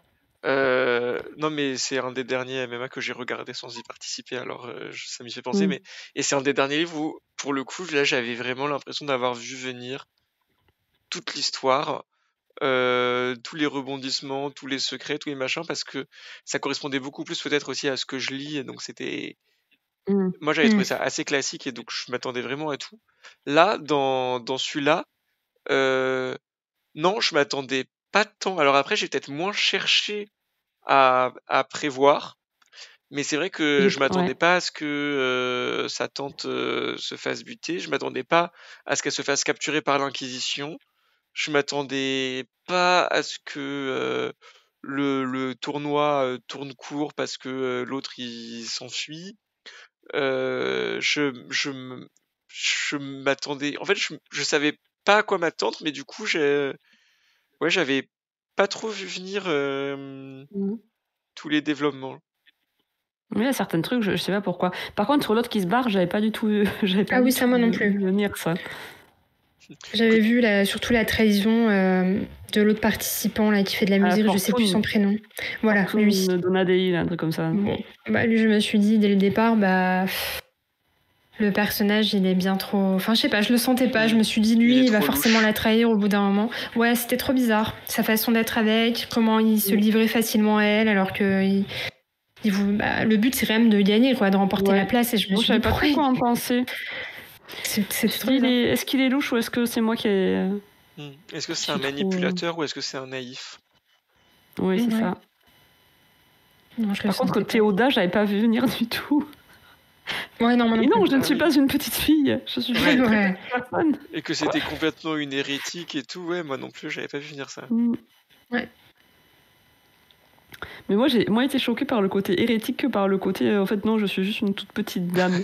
Ça m'a beaucoup perturbée. Parce qu'en fait, j'ai pas trop compris si, du coup, c'est juste une fois que tu savais que c'était une adulte, tu pouvais plus ne plus voir que c'était une adulte, ou s'il y avait une sorte de magie dedans. Vous avez compris ça, vous? Moi, je l'ai plutôt Non. vu comme une sorte de magie, comme Mm. elle est restée, en fait, son corps n'a pas vieilli. Je l'ai plus compris comme ça, mais je suis pas sûr que ça soit Parce que, très explicite. parce quoi. que, parce que Lucia, elle dit qu'à un moment, du coup, je sais plus comment c'est tourné, mais qu'elle la voit tout d'un coup adulte. C'est ça qui m'a perturbée. Et je savais pas si c'est que du coup. Est-ce qu'elle comment elle réalise? Est-ce qu'elle a vraiment le physique d'une enfant, mais que du coup, comme elle se dit, ah oui, c'est une adulte, elle comprend, ou si c'est qu'elle avait utilisé de la magie pour avoir l'air d'une enfant? Ouais, je C'est sais ça pas. qui m'a troublée. Je sais pas Ah, du moi tout. je pense même pas qu'elle utilise. Moi j'ai pas pensé qu'elle utilise de la magie pour ressembler à une enfant. Je l'ai plutôt vu comme une genre semi-malédiction quoi. Enfin, Ah, ok, euh, ok. pas forcément de Parce que son son fait. apparence est... Ouais, un peu Enfin, bon, lié. c'est Tu un vois, moi je détail l'ai vu après, comme mais. lié au fait que elle a des rêves prophétiques et son corps ne vieillit pas quoi. Enfin, j'ai fait un Ok. package de c'est une personne magique. Ouais, parce qu'elle dit ça. Il y a un truc par rapport à sa voix aussi, elle dit, donc seulement j'étais là. Ah oui, par contre elle Oui. prend une voix d'enfant exprès. Ouais. Ouais. Et il y a un moment où elle reprend une voix plus Ouais. d'adulte et où du coup ça choque par rapport à son physique. Ouais. Donc, par contre, elle change pas de tête, on est d'accord. Non, je pense pas. Ça m'a fait bugger ce passage. Mais oui, ça, je m'attendais pas. Par contre, j'étais là. Oh, c'est bizarre. Mais après, là, pareil, les candidats étaient cool. Enfin, j'ai bien aimé. Bon, j'ai pas le côté tournoi, c'est pas trop ma tasse de thé, mais sinon, les candidats étaient cool. Et l'entrée en scène des candidats était. Ouais, même sympa leurs aussi. épreuves. Ouais. Même si moi non plus j'étais pas fan, c'était quand même poussé, recherché, assez intéressant de le découvrir. C'est ça la scène où pour moi, par contre, je voyais pas trop l'explication de son miracle avec Ah oui. un refrain. C'est sa première épreuve où elle fait léviter toute la poudre de verre et qu'elle la fait prendre la forme des Pléiades en l'air. J'étais genre, c'est lequel son refrain qui fait ça par contre parce que là, Ah bah oui, parce que le réparer le verre cassé. elle est pas en train de réparer un truc, elle est pas en train de multiplier un truc, elle est en train de vraiment. Et donc là, je me suis dit, ok, donc en fait, là, ça faisait vraiment genre, elle peut faire ce qu'elle veut, quoi. J'ai trouvé que c'était un peu une. C'est pas un sort pour enlever la poussière. Genre. Ouais, peut-être. Hop là, c'est des petites En fait, on nous le dit poussières pas. comme C'est ça. un des rares moments où on Ah, le voit elle dit plus ce pas. que c'est. En fait, on le voit pas de. On le voit du point de vue de Santanrel, cette scène. Du coup, on sait pas quel refrain elle utilise. Et je trouvais que c'était un peu. Alors, c'est intéressant de le voir du point de vue de Santanrel parce que c'est le moment où il se rend compte qu'elle est plus que ce qu'elle ne paraît, où il comprend qu'elle a lu sa lettre et que donc elle lit et qu'elle comprend le latin. Ouais. Donc ça, je trouvais ça très intéressant. Bah d'ailleurs, je digresse, mais je trouvais ça très intéressant tout le début, tout ce moment où il y a une incompréhension entre les deux et où quand tu vois les choses depuis l'un ou depuis l'autre, en fait, chacun est persuadé de comprendre l'autre, mais le comprend mal. Et donc, toutes les réflexions que se fait Santanrel sur elle qui, oui, mais bon, la pauvre, elle sait pas lire, ou oui, mais bon, etc. Ouais, complètement. Et j'ai trouvé ça très bien. Enfin, j'aime bien quand il y a ce genre de crédibilité de l'histoire qui est que bah, les personnages en savent moins que nous et du coup se trompent. Je trouve toujours ça très intéressant. Bref, mais donc du coup ce passage, lui, il comprend, donc j'ai trouvé ça vachement bien qu'on le voit comprendre. Mais du coup, c'était un peu pratique de pas avoir à dire par Oui, quel ce qu'elle avait refrain fait. Ouais, elle c'est arrive vrai. à faire cette manipulation, quoi. Tu vois, j'avais pas relevé ça. J'étais juste, waouh, comment elle va s'en sortir? Après, ouais, lui, sa réaction, c'est genre, la paysanne analphabète avait lu sa lettre. Ça, c'est En le truc, latin. genre, attends, non, le latin. Mais ce qui est marrant, c'est qu'elle est à la fois ce qu'elle prétend être, parce que c'est une fille de cuisine, et à plusieurs reprises, il lui touche les mains. Ça, c'est ce qu'il a trahi d'ailleurs à la sortie de prison. Ouais. Il touche les mains en disant, ah oui, effectivement, tu es bien une fille de cuisine, parce qu'il dit qu'elle pourrait se faire passer pour une fille de cuisine, tu vois, pour plus créer l'effet de surprise. Elle est à la fois ce qu'elle prétend être et elle est à la fois plus que ce que les gens pensent qu'elle est. Donc c'est assez... Mais tu sais, tu parlais de l'importance de l'identité aussi dans le roman, et c'est intéressant aussi ce jeu finalement sur la façon dont elle est perçue, ce qu'elle est réellement ou pas, ce qu'elle aspire à être. Ça, c'était chouette aussi. Et voilà, c'est important. Tu fais, ouais, c'est quelqu'un qui a son statut social se lit sur ses mains. Ça revient à plusieurs reprises dans le... Ouais. Parce que juste après son sort là, de la constellation, du coup, il lui touche les mains. Antonio Pérez, je crois, il s'appelle l'ancien secrétaire du roi, là. Et il lui touche les mains et dit, ah oui, tu as les mains rugueuses d'une fille de cuisine. Et après, il essaie qu'il lui demande comment elle a fait le sort. Elle dit, je n'ai pas assez connaissances à m'apporter, je ne suis qu'une brave fille de cuisine. Elle en joue, ça c'était intéressant aussi, tout ce moment. Bah, ça, ouais, rigolo, justement sur l'identité, en fait, c'est une identité qu'elle revêt, où elle se force à regarder toujours par terre, à se faire discrète, se faire bête, etc. Et en même temps, ça correspond pas du tout à sa personnalité, donc et à c'est marrant. Les moments où elle slip un peu, où elle rétorque quelque chose et t'es là, genre, ouais. En fait, elle a énormément de répartie en plus, donc. Ah, elle est maline. Ouais, c'est hyper agréable, ça. Sur un personnage qui est malin comme ça. Et moi, il y a une scène qui m'a fait beaucoup rire, qui est très révélatrice de son caractère, c'est quand elle se retrouve... En plus, tu la connais pas très bien encore, c'est au tout début du roman, et qu'elle raconte qu'il avait... Alors, je sais plus le parent de qui c'était, je sais pas si c'était pas le père de Don Marius ou un truc comme ça, qu'elle se retrouve à devoir faire sa toilette à un vieux, et qui essaie d'avoir des gestes déplacés avec elle, et elle lui sort une espèce de punchline, je sais plus ce que c'est exactement, où elle le remet en place, et là tu te dis, ah d'accord, ok, ça va être comme ça. Et que justement, enfin, une servante lambda aurait pas forcément osé... Je sais plus ce que c'est, mais c'est vraiment juste une petite anecdote. Tu cernes le personnage, quoi.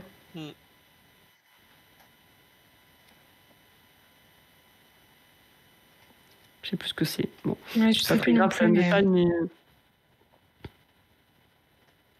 Parce qu'elle est pas effarouchée non plus, c'est pas une oie blanche effarouchée. Ouais.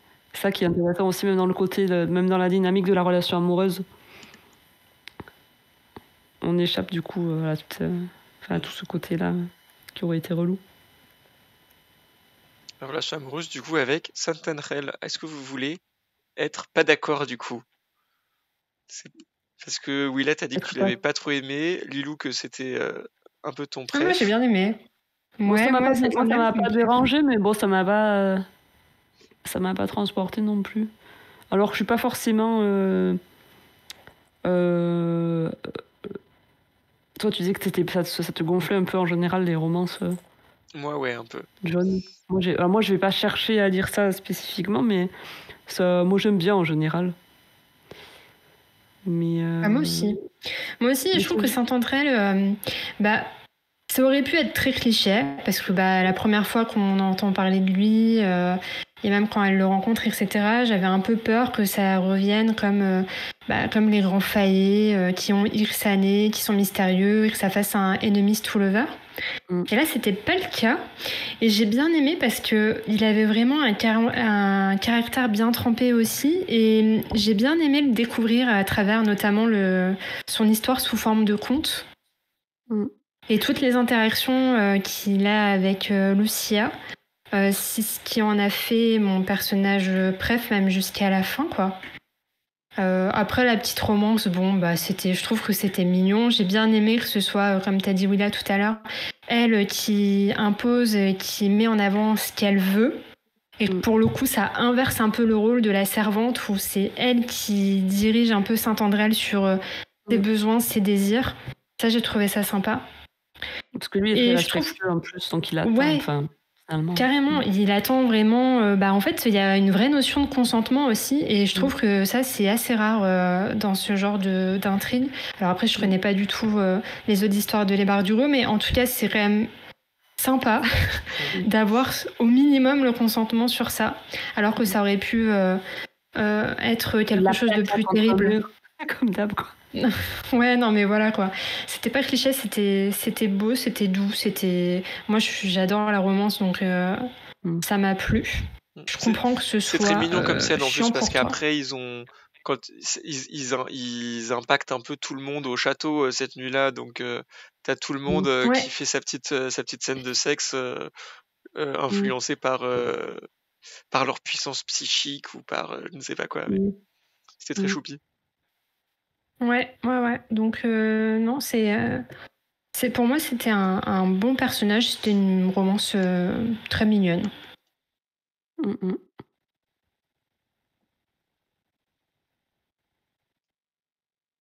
Voilà, j'ai bien aimé Saint-André. Il était mystérieux comme il faut, mais je trouve qu'on apprend à le connaître au fur et à mesure, savoir ce qu'il veut, ce qu'il fait là, et cette notion de sacrifice aussi qu'il est prêt à faire pour elle. Je trouvais ça sympa. Et j'ai trouvé... Qu'est-ce qui vous a déplu ?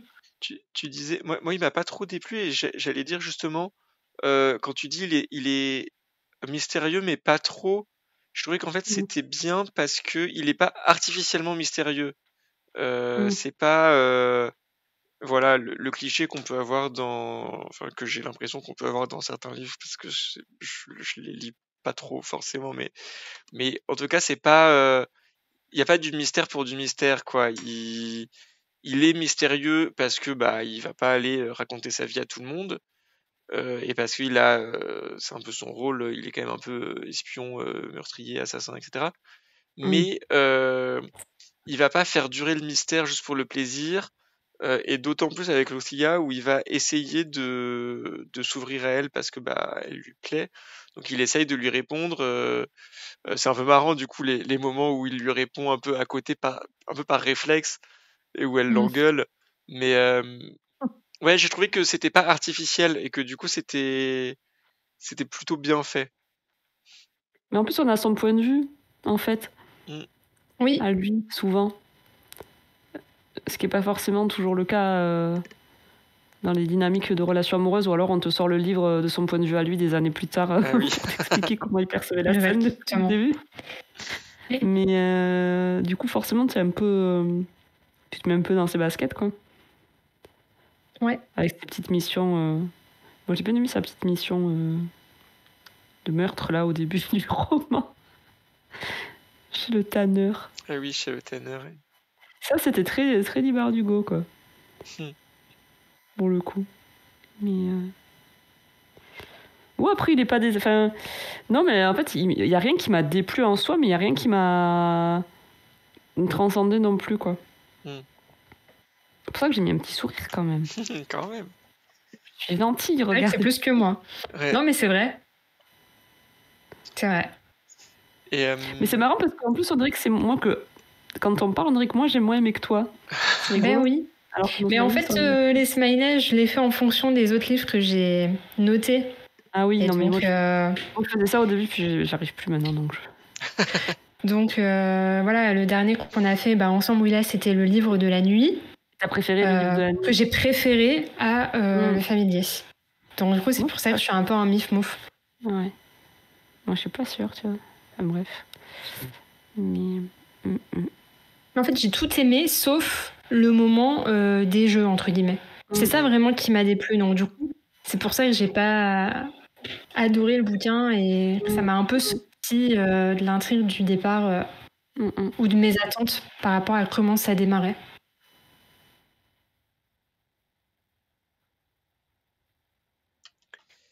Qu'est-ce Et qu'on oublie? en personnage, Vas-y. on a quand même pas parlé de moi, mon personnage préféré, qu'on a, je pense même pas encore mentionné, c'était Valentina, que Mm. je sais pas exactement dire pourquoi, mais j'ai adoré ce personnage. Donc la Elle est chouette, maîtresse hein, en c'est bien fait écrite. Hein. de Luthia. Et Mm.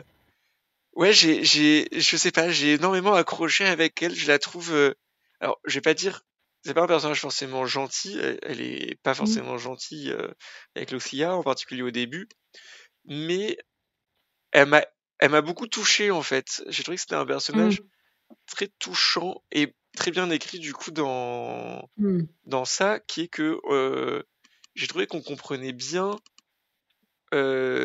sa détresse en fait et sa vie nulle Mm. Ouais, c'est euh, Ouais, clair. complètement.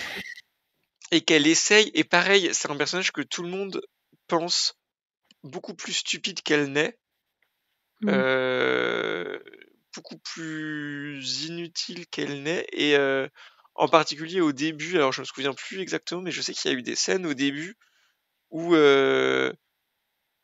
ouais, où elle m'a fait rire, où elle est un peu pareil, elle avait un peu cette espèce d'humour ironique où elle envoyait des petites piques et en même temps un personnage très triste, très malheureux. Ouais. Il y a des scènes ouais, où elle m'a fait vraiment de la peine. Alors c'est plutôt les scènes au début, donc évidemment j'en ai des très mauvais souvenirs. Donc je pourrais pas Mm. vous dire précisément quoi. Bah, c'est quand Lucia, elle refuse, entre guillemets, de montrer son pouvoir à ses invités. Ouais, elle compte vachement là-dessus pour s'élever un peu dans la société. Notamment Ouais, là où on voit toute sa détresse par exemple, ouais. et qu'elle la supplie presque. En Mm. mode, bah, Lucia, s'il te plaît, Belle, quoi. son mari la rabaisse en fait. Je crois qu'il y a un moment où son mari commence à la rabaisser pour essayer de se sauver la face devant les invités. Ouais. Et Oui. Et les invités invités veulent se partir. moquent un peu d'elle et tout ça. Et en fait, Lucia, quand elle voit la tête que fait Valentina, que ça l'énerve et que du coup Ah oui, qu'elle elle fait accepte de Elle faire montre son le pouvoir. truc. Ouais. Ah oui, c'est ça. Ah ouais, moi ça m'avait fait mal au cœur. J'étais genre, oh non, Mais elle est très touchante. Je la suis pauvre d'accord avec toi, elle est très Valentina. touchante. Ouais. Elle est très humaine en fait. Enfin, elle Ouais. a plein de défauts, mais elle a un côté très attachant. Je sais pas si c'est pas le personnage limite le plus attachant. Moi, Enfin, moi du bouquin en c'était le fait. personnage qui m'a le plus attaché. Et puis elle essaye, elle évolue aussi. Elle essaye de se remettre en question, Mm. en particulier dans sa relation avec Lucia. Le fait que Mm. et il y a aussi des moments. Tu vois, il y a eu un moment en particulier où donc Marius, je sais plus, doit lui dire un mot gentil ou un truc comme ça, et où tout d'un coup elle se dit mais en fait ma vie pourrait être différente, genre je peux être Mm. heureuse, il peut y avoir des choses bien dans ma vie, enfin, et t'as Mm. l'impression que c'est juste, ouais, toute sa vie a été nulle, et du coup, Ouais, c'est vrai. Mm. ouais, elle m'a beaucoup touché du coup. Mm. Je sais pas, j'ai vachement eu d'empathie pour elle. Ouais, puis il Mm. est intéressant ce personnage qui en soi ne fait rien d'extraordinaire, qui. Enfin, comment dire, elle saisit l'opportunité en gros d'utiliser le talent de Lucia, mais sinon la plupart du temps elle subit quand même la situation quoi. Ouais, Donc Ouais. c'est intéressant de voir comment elle va faire de son mieux, essayer de s'affranchir un peu c'est ça. Et tu vois, de et sur ça. la Et... fin, le moment où elle essaye de faire que Marius donne le cheval, pareil, Oui, elle est oui, là oui. genre, Oui. mais s'il te plaît, donne ton cheval. Il lui dit, mais ça sert à rien, et je m'en fous, donne ton cheval. Ouais.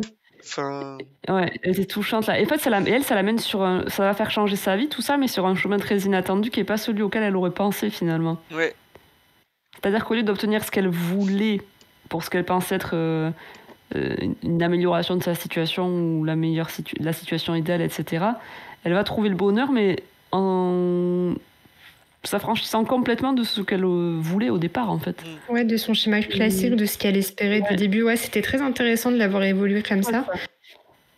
Et je pense qu'elle a tellement été plongée dans la cour avec Lucia et tout qu'elle s'est rendue compte que bah, finalement, c'était pas vraiment ce qui lui faisait plaisir, quoi. mm, Et que ouais, finalement, ouais, elle était un peu de désillusion aussi.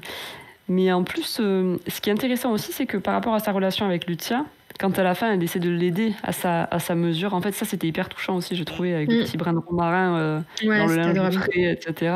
Qu'elle repasse elle-même en plus. Parce qu'elle est modeste aussi, finalement, c'est une femme qui fait des travaux d'intérieur oui, aussi. Et ça, c'est beaucoup mis en avant. qu'il y a différentes catégories, comme il y a des catégories au-dessus de Lucia, mais il y a différentes catégories dans la noblesse et dans la bonne société, on va dire. Et en fait, elle dit, mais en fait, elle savait même pas si elle aimait bien Lucia. Elle le dit à un moment qu'elle le trouvait même pas spécialement sympathique, quoi, Ouais. mais que déjà elle se sentait coupable parce que c'était un peu de sa faute si elle se retrouvait dans cette situation. Et en même temps, elle pouvait pas ne rien faire. Et je trouve que malgré tout et malgré les dynamiques pas toujours très sympas entre les personnages, il y a quand même une sorte de sororité entre les personnages féminins, entre Lucia et Valentina en tout cas. Et ça, c'était intéressant. Leur dynamique était intéressante aussi parce qu'elles ne deviennent pas meilleures amies du jour au lendemain non plus, quoi. Mais c'était cool. C'est marrant aussi, ce que tu dis sur la sororité parce que quand j'y réfléchis, j'ai l'impression qu'effectivement il y a une espèce de sororité, mais pas du tout idéalisée. C'est-à-dire que tu vois toujours qu'il y a une balance entre l'intérêt personnel et cette envie de sororité. Tu l'as beaucoup avec Walid aussi, du coup.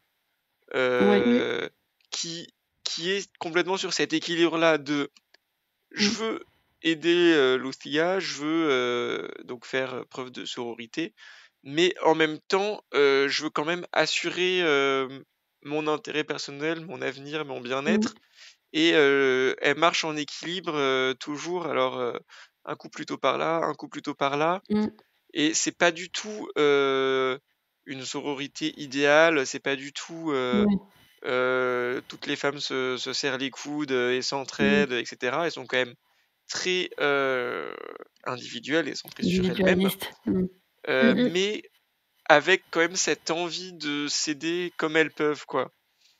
Oui, mais en fait elles sont reliées par leurs conditions. Je pense qu'il y a ce côté-là aussi qui crée ce lien malgré les ambitions personnelles et malgré et en même temps, tu tombes pas non plus, bon, à part un moment un petit peu dans la compétition, mais c'est pas non plus les rivalités clichés habituelles entre les femmes, tu vois, Enfin, je sais pas comment expliquer. C'est jamais pour un homme, en tout cas. Voilà. Il y a ça, il y a pas de mesquinerie, quoi, tu vois. Donc ça, c'était... Parce que même la candidate qui est pas du tout magicienne, en fait, là, et qui se retrouve à se rendre compte que tout d'un coup, les autres, ils sont vraiment magiciens. Quand Lucia lui sauve la vie, elle le reconnaît après, quoi. Oui, elle le dit ouvertement, qu'elle priera pour elle tous les jours et tout. Ouais, carrément.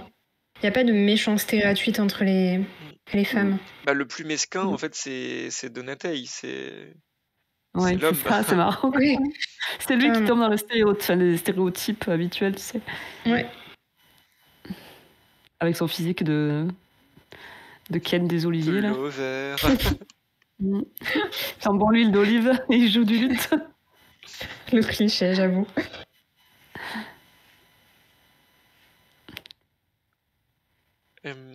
Et du coup, Walid, qu'est-ce que vous en avez pensé, vu que c'est un peu l'autre personnage important. Il était intéressant, ce personnage. Hein. Ouais, il était vraiment intéressant, son personnage. Ouais, moi aussi. J'ai bien aimé... À la fois, comme tu disais, John, elle pense à son intérêt personnel. C'est d'ailleurs pour ça qu'elle n'aide pas vraiment, enfin, qu'elle n'accueille pas Lucia avec elle dans la même demeure, parce qu'elle a trop peur. Mais en même temps, elle reste quand même présente pour Lucia. Bien qu'elle la met en garde et elle lui dit d'arrêter, et Lucia a une vraie force de caractère parce qu'elle est ambitieuse et qu'elle veut continuer, elle reste quand même jusqu'au bout pour lui offrir une porte de sortie qu'elle saisit pas, et heureusement pour elle d'ailleurs. Ça aurait mal fini pour les deux. Mais ouais, c'était vraiment sympa. J'ai bien aimé ce personnage aussi. C'est un personnage très pragmatique, en fait.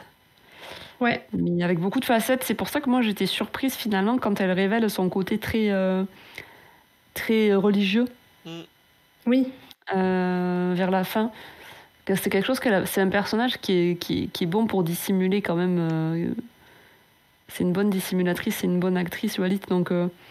je trouve que c'est vraiment peut-être un des personnages les plus complexes du roman, qui est vraiment multidimensionnel comme ça. C'est vrai que c'est un personnage fort. Ouais. Elle a une réputation.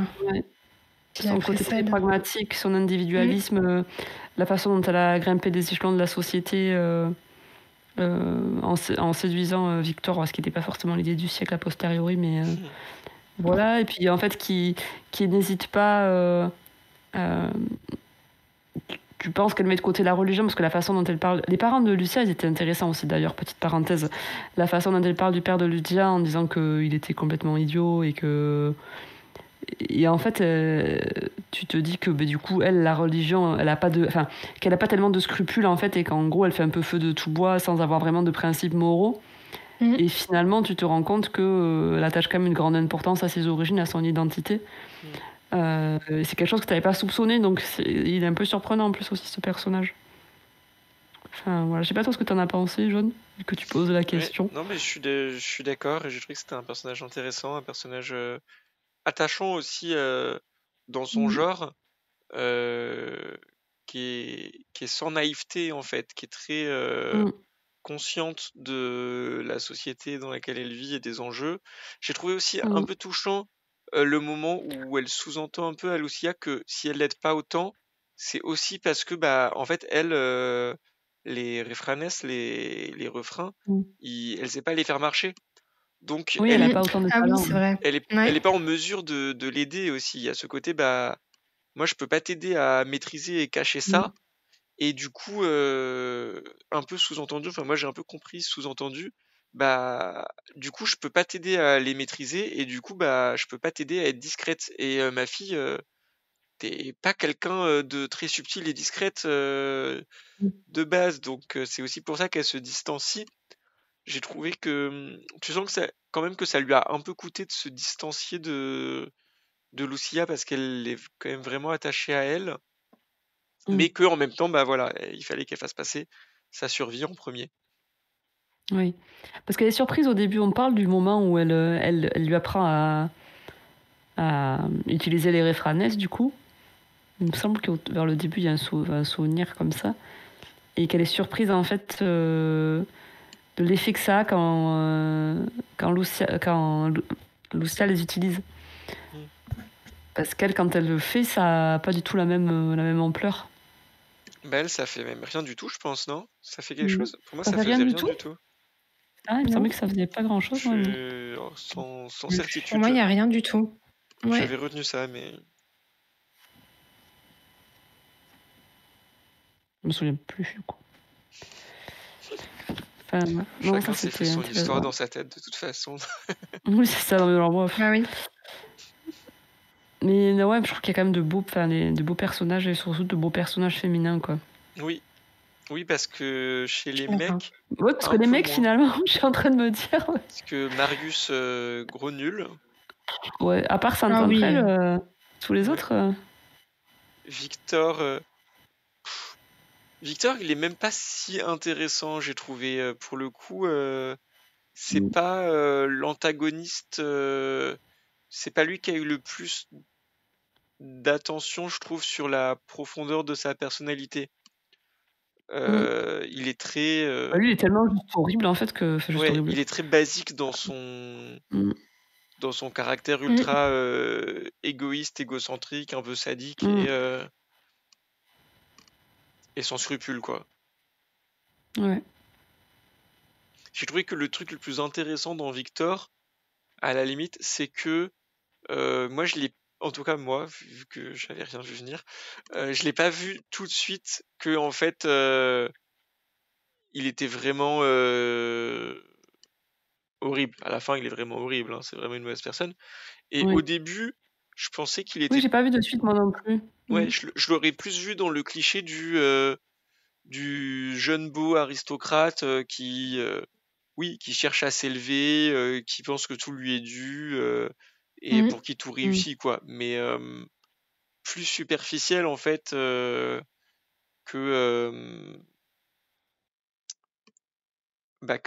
que mauvais, quoi. Mais ouais, en plus, moi, je pensais qu'il était vraiment sous la. Au début, tu peux penser qu'il est sous la coupe de Halit. Parce Mm. que tu te dis, elle a Oui. réussi à le manipuler. En fait, elle profite de lui, sauf que, en définitive. C'est quand même lui qui Non, dirige. elle Je a suis d'accord. surtout dû composer avec lui, son Mm. tempérament, quoi. Mm, mm. Carrément. Ouais, donc effectivement, il n'y a pas beaucoup d'hommes positif, ouais. À Perso, part en ça, tout ça me cas, fait. ouais, positif. Parce que l'autre, Ouais. après, t'as Donatei, qui est pas positif non plus. Si, le Après, frère de Théoda. ah oui, On le connaît pas assez pour savoir s'il est vraiment très positif, Oui. mais... il a l'air, effectivement, il l'aide, Mm. il essaye de prendre soin d'elle. Ah, ouais, ce qui me fait Mhm. penser, mais rien à voir en fait. Mais ça m'a fait rire l'espèce de sous-intrigue de l'histoire d'amour du garde de prison. Oui, Ah oui, c'était super ça. J'ai Et c'est adoré comme, ce passage. comme ouais, l'autre avec sa moustache dans Six of Crows. ça je me souviens plus. Mais, Celui qui a deux problèmes, la lune et sa moustache. ah C'est oui. au tout début. Mais ce côté de, il veut qu'elle lui fasse un espèce de sort d'amour et en fait elle juste Oui, en lui faisant changer son comportement, limite oui. t'as l'impression que ça va marcher. Son Oui. hygiène de Et vie. t'es là, mais Oh, juste c'était trop drôle. t'as qu'à te comporter autrement et à faire attention à toi et à elle et à machin. Et, Mm. et en fait, bah ouais, ça marche si tu fais attention à Ouais. la Mais c'était personne. rigolo ça. Ça faisait une petite note d'humour à un moment qui était pas hyper fun. Ouais, c'était Ouais, c'est super clair. chou. Ouais. Ouais, puis au moins elle a pu aller voir Saint-André dans sa cellule, ça c'était choupi aussi. Mais c'est vrai que ce petit passage avec le garde, t'as raison, ça m'a fait sourire aussi. Mm. Ouais, puis il y a une espièglerie quand même un peu, tu vois, de... Oui, Il y a un petit côté espiègle en fait. genre Dans la le magie, bouquin en général. c'est pas ce que tu crois, quoi. Ouais. C'est clair. Moi, en parlant de ça, la magie, c'est pas ce que tu crois. Grazia, là, qui est la seule imposteur, du coup impostrice, je sais pas, qui est une imposteur, et quand elle se rend compte en fait que la magie ça existe vraiment et que les autres ils font pas semblant. Oui, c'était drôle ça. Alors ça arrive dans la panique et c'était quand même assez drôle. Quoi. Mais comment vous avez fait ça? Ben. On fait de la magie en fait, tu le sais. C'est ça. On est là pour ça. Ça, Non, moi je suis c'était juste trop là drôle. pour me marier en fait. Je veux trouver un mari. Ah. Mais du coup, sachant que le passage avec les démons d'ombre là, vu que c'est Donatei ou Donadei, je sais jamais. Donatei. Fortune Olivier, qui Oui, le Donadei, fait. t'as raison, c'est un D. Donadei, c'est ça. Il est quand même assez fin. Après, on passe parce que finalement, ça a de l'importance sur le moment, puis après, pouf, on passe dessus aussi. Mhm. Enfin, même tout le tournoi, en fait, où ça tombe un peu à l'eau. C'est un mauvais jeu de mots. Mais il est quand même fort, lui. Et ça, Ouais. c'est pareil, après, pouf. Ouais, mais je suis d'accord. Parce que les créatures d'ombre, ça avait l'air de faire méga peur, là. Ouais. Et je suis d'accord que moi, cette scène, elle a un peu... J'ai trouvé qu'elle avait moins d'impact qu'elle aurait dû. C'est peut-être ça, en fait, qui a manqué, moi, dans l'intrigue. C'est les événements ont peu d'impact au final. Et effectivement, cette scène avec sur les l'intrigue, trucs d'ombre, derrière, on s'en fiche, quoi. Personne va genre chercher. Théoda est arrêté, mais... Enfin, si, ouais, ils vont dire, ah, c'est Théoda, quoi. Mais... Et pareil, Donadei, il s'en sort. Tu sais pas trop comment, donc si, il a sûrement été dire la bonne chose à la bonne personne au bon moment, mais... Ouais. Tu vois, j'ai Et sa trouvé pierre d'où elle sort. Qu'il a genre une pierre puissante magique, aussi, ouais. tu vois. Ouais. Mais pareil, pourquoi est-ce que les gardes ils pourchassent Lucia dans la forêt à ce moment-là, il y a pas de raison, quoi. Enfin... Là, je suis d'accord. J'ai pas compris non plus. Elle arrête direct. Pardon. Ouais, c'était... Surtout qu'au départ, elle reste justement pour aider, quoi. Ouais. Donc, c'est pas comme si elle s'était sauvée direct. J'ai pas compris non plus cette scène de la poursuite. Mais, ouais. Oui, tout le monde se barre, en fait. De toute façon, pourquoi tout le monde se barre? Bah, il y a un côté... Moi, j'ai l'impression qu'il y a un côté... dans tous les sens, en fait. La panique générale, quoi. Ouais, je pense que tout le monde a eu peur, quoi.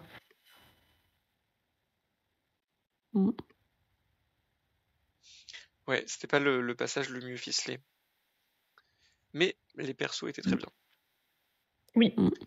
Ouais, les persos étaient chouettes. Est-ce qu'il y a un autre perso dont on n'a pas parlé, dont vous vouliez parler ou dont vous vouliez reparler? On en a parlé un peu. Moi, j'aime bien Théoda. Ouais. Elle prend... En fait, du coup, même au début, sa première interaction, en fait, avec Lucia, bon, moi, elle m'intéressait plus quand je pensais que c'était une petite fille, du coup.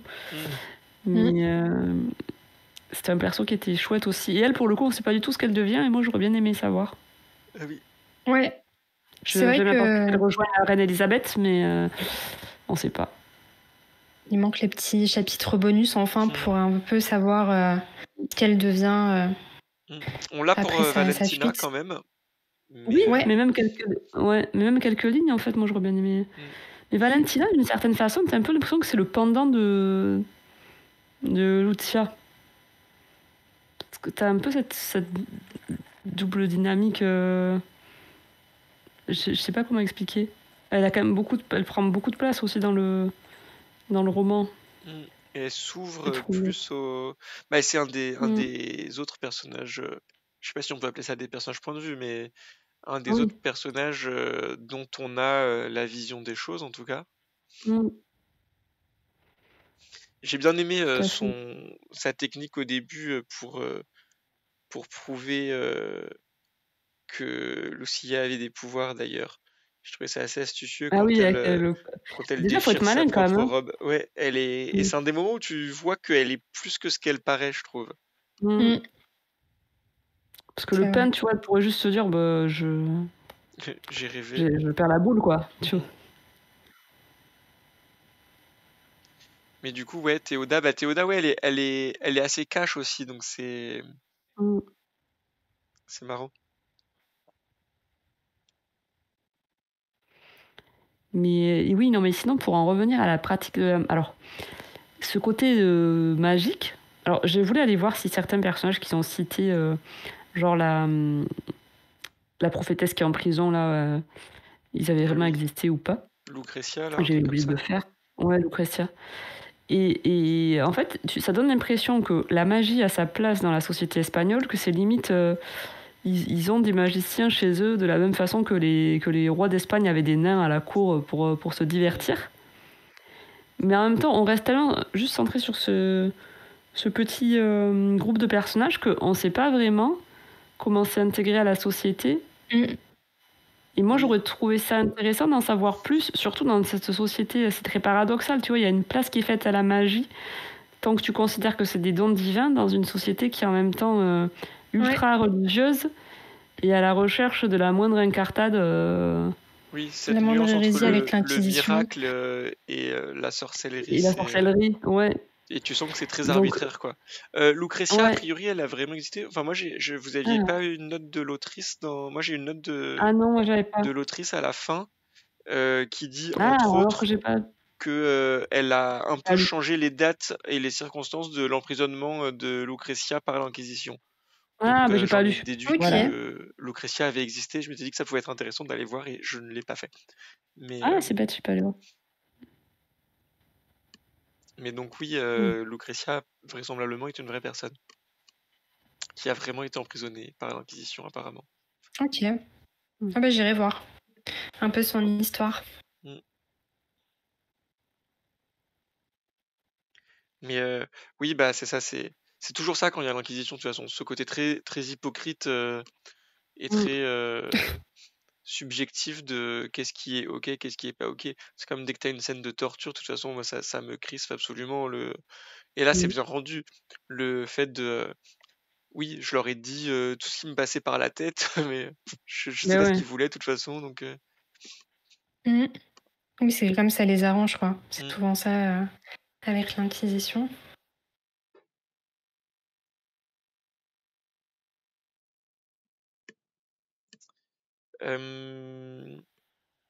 Voilà. Est-ce que vous avez autre chose? Alors, on n'a pas fait. Normalement, on a une section scènes préférées. On a un peu parlé de plusieurs scènes. Je sais pas si vous aviez d'autres scènes que vous aviez en tête dont vous vouliez parler. Non, pas spécialement. J'arrive pas à en détacher une en particulier. Pareil. Non, moi non plus. Bah surtout que ce qu'on a a priori un peu tous préféré, c'est plutôt les personnages, leurs interactions entre eux, un peu les dialogues, les choses comme ça. Donc ça fait pas vraiment des scènes. Oui, à la limite, moi, tu vois, le romarin, quand elle reçoit les cadeaux de Valentina en prison, je trouve que c'est une scène qui est jolie, tu vois. Ouais. Oui. Oui, moi, le moment où Valentina l'a fait se dévoiler, j'ai trouvé que c'était intéressant. C'est plus des petites scènes comme ça, quoi. Ouais. La scène des constellations, visuellement, c'était cool, je trouve, mais Ouais. Ouais, je suis d'accord. pourtant, je suis pas très fan du tournoi. Mais Oui. après, la scène des fans de Romantasy, c'est la scène des cheveux quand même. Bah ouais, dans la Je sais baignoire, pas bon, c'est vrai. John, tu vas te Ouais, rappeler je fan girl pas trop, mais mais c'est vrai que c'était beau. là, on était dans la Romantasy. Mais moi, enfin, je fais que des jeux de mots pourris ce soir, mais ça faisait un peu cheveux sur la soupe, du coup, parce que tu voyais pas trop son intérêt jusqu'à ce moment-là. Et là, tout d'un coup, il allait tout casser si on lui coupait les cheveux. Par contre, j'ai bien aimé connaître leur fin un peu tragique, mais quand même beau, je trouve. Où tous les soirs, du coup, elle se couche auprès de lui et elle doit fermer absolument toutes les fenêtres parce qu'il se transforme en cendre et elle arrive à le faire renaître. Moi, Je trouvais que ouais, c'était- c'est très poétique ça. Mais j'avais pas. Mais c'est mais beau. pas- et je comprends pas pourquoi, par contre, il se retransforme à chaque fois parce que vu elle qu'il est arrive mort, à. vu qu'il est mort et que l'autre il a perdu sa chance, il devrait pas être libéré de la malédiction du coup. Parce qu'il meurt une première fois, du coup, elle le fait revenir. Mais il meurt quand même, donc ça coupe la malédiction. Et en plus, Victor, à force de stresser, ça c'était pas mal par contre. Et il perd sa chance. Donc pourquoi Saint-André, il se retransforme Elle la encore en retrouve pas. plus C'est vrai, j'ai pas réfléchi à ça. Est-ce que la chance est passée au bébé peut-être? Parce qu'il a un fils, Victor, à la fin. Ah ouais, peut-être. T'as raison. On en parle juste de sa femme qui est trop chou aussi à Victor quand même. Moi, j'ai pas trop compris ce personnage de sa femme parce qu'effectivement, bon, on la voit extrêmement peu, mais du coup, je me suis pas fait d'avis sur elle. Ouais, Elle est toute pareil. gentille en fait. C'est pas tombé dans le cliché pareil de l'épouse qui aurait pu être aussi teigneuse, enfin qui aurait pu être soit complètement naïve, soit aussi teigneuse que lui. Je trouvais que c'était bon, c'est une toute petite c'est un détail quoi, on la voit très peu mais Oui, là on est dans le perso quaternaire quoi. Ouais, quaternaire, mais je trouve ça cool du coup. Parce que même elle était pas non plus caricaturale quoi. Moi j'ai bien aimé tout le moment où Saint-André il raconte son histoire par contre aussi. Et les remarques de Lucia pendant où elle dit genre ah ouais mais c'était vraiment un débile celui-là et où lui il a genre oui oui je sais carrément. et c'était assez mignon pareil, ça faisait très très conte encore une fois mais ouais il y a des moments qui font très conte. Mais j'ai trouvé que ça marchait bien aussi avec sa personnalité de scolar, de comment on dit d'érudit quoi, enfin et qu'on avait senti un peu parce qu'il écrit des lettres, il reçoit des lettres en latin, machin, je sais pas quoi. Mais c'est intéressant, je trouve que ça soit un érudit aussi, Saint-André et pas juste un espèce d'assassin un peu froid. Que en fait lui qui est quand même passé 500 ans à se cultiver. Ouais, ce qui l'intéresse en fait c'est lire des livres, discuter avec des gens et réfléchir quoi. Ça sortait un peu il serait sur des forums, tu vois, il peut pas se séparer de Victor donc ouais. il entretient sa correspondance. C'est ça. Ouais.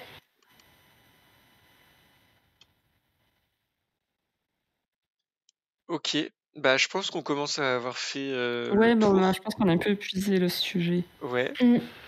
Donc si des gens nous regardent en replay, n'hésitez pas à commenter pour nous dire ce que vous en avez pensé ou à venir en discuter sur le forum si vous êtes d'accord, si vous n'êtes pas d'accord. Dans tous les cas, on sera ravis d'en discuter avec vous.